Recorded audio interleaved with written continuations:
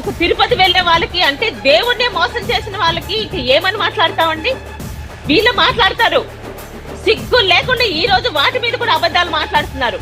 జగన్మోహన్ రెడ్డికి నమ్మకం లేకపోవచ్చు. ఏమయ్యారండి? నెల నెల దర్శనాలు చేసుకున్న మహాభక్తురాలు రోజా గారిని మాట్లాడమనండి. దీని మీద జరిగింది వాస్తవం. వీడియోలు చూసాం.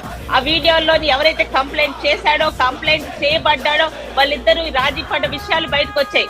ఈ రోజు అడుగుతున్నారు, ఇళ్లలో కూర్చొని మాట్లాడితే ఏడుస్తూ లైవ్లు ఇవ్వడం కాదు, ఆ రోజా గారిని మాట్లాడమనండి. సిగ్గు లేకుండా అబద్ధాలు కాదు. ఎవరు చూసినా చూడకపోయినా మీద దేవుడు చూస్తాడు. మాకు నమ్మకం ఉంది. ఇన్స్టెంట్ పనిష్మెంట్ కోరుకుంటున్నాం. ఇంకొకటి రేపుదే ఈరోజు 100 కోట్లు అయ్యే, రేపుదే 1000 కోట్లకి ఇంకొక ఆఖరికి దేవుణ్ణి మోసం చేసిన ఏమనరనమాట. వీటికి కూడా జగన్మోహన్ రెడ్డి గారి 10 సంవత్సరాలు ఇది సాగుతున్నట్టు ఇది కూడా సాగుతాయి, పర్వాలేదు, ఈ లోపల మేము చచ్చిపోవచ్చు కూడా అనుకొని చేసే పాపాలు చేసే వాళ్ళు కూడా ఉంటారు.